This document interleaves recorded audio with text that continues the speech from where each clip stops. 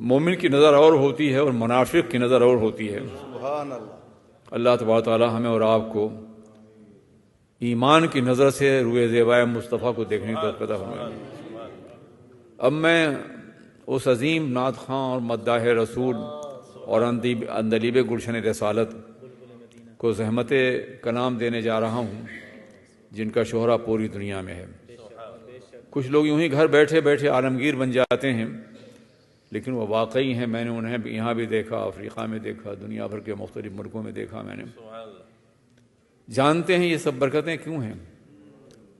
نعت خواں ان سے پہلے بھی رہے اور پاکستان میں نعت کی روایت پرانی ہے، لیکن جس ذات نے اپنی نعت کے ذریعے سے امام اہل سنت کا تعارف کرایا ہے، ان کے عشق رسول کی دولت بانٹی ہے اور محبت رسول کو دلوں میں اتارا ہے، وہ حضرت کی ذات ہے۔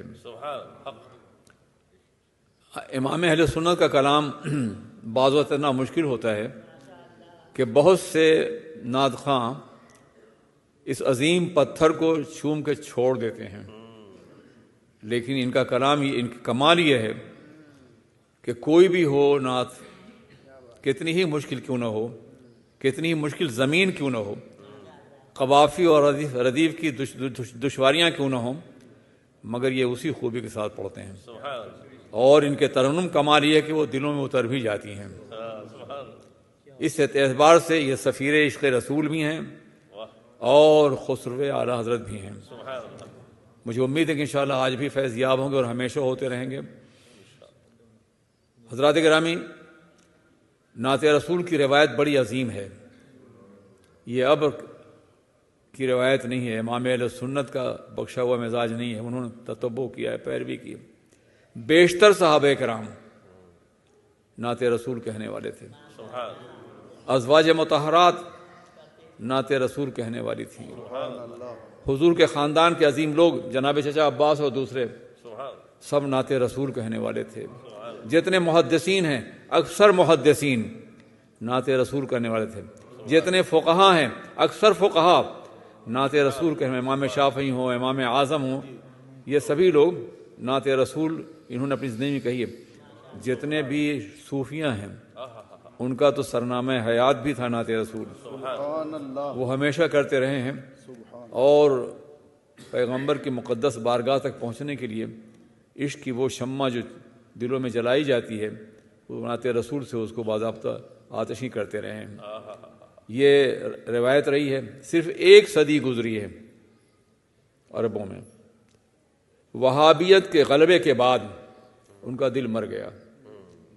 کسی بھی وہابی کو آپ نعت رسول پڑھتے ہوئے نہیں دیکھیں گے، خاص طور پر عرب میں۔ یہاں تو پڑھ لیتے ہیں سنیوں کو دیکھ کر کے، انہوں نے اتنا دھماکہ پیدا کیا ہے کہ وہی پڑھنے لگے ہیں، ورنہ حقیقت یہ ہے کہ میں نے آج کے عربی ادب میں عربی ادب کا ایک طالب علم ہوں، نعت رسول موجودہ وہابیوں سے نہیں سنی۔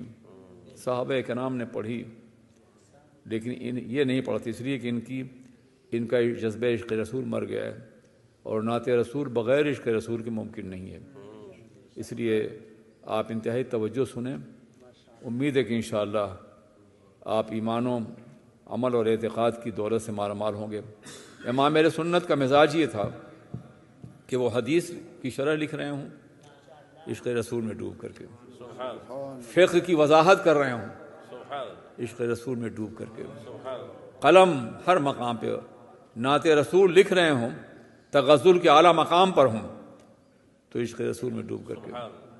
بہت سی نعتیں غزل کا اعلیٰ ترین معیار ہیں، سمجھا آپ نے، بہت عظیم نعتیں ہیں وہ، لیکن کہیں بھی عشق رسول کے پیغام اور میسج سے الگ نظر نہیں آتی ہیں۔ اور عالم یہ ہے کہ انہوں نے اپنے کلام کے ذریعے سے نعت لکھنے والوں کو ادب کا ایک شعور دیا ہے، انداز دیا ہے۔ وقت نہیں ہے، یہ بڑا اہم موضوع ہے، انشاءاللہ کبھی میں گفتگو کروں گا۔ عالم یہ ذرا سوچئے کہ ایک بہت مشہور شعر ہے کسی پرانے استاد شاعر کا، یوں ہے درخت حضرت والا کے سامنے، روضہ رسول کے باب میں، یوں ہے درخت حضرت والا کے سامنے، مجنوں کھڑے ہیں خیمہ لیلا کے سامنے۔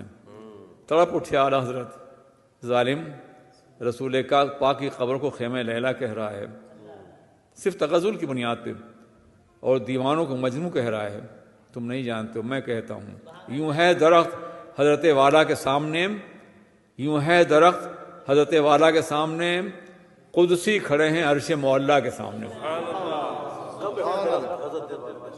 جی والا کے سامنے قدسی کھڑے ہیں عرش معلیٰ کے سامنے۔ مفہوم کو نعت کی عرش معلیٰ تک پہنچا دیا انہوں نے۔ اب تشریف لا رہے ہیں انشاءاللہ آپ کی سماعتوں کو نوازنے کے لیے۔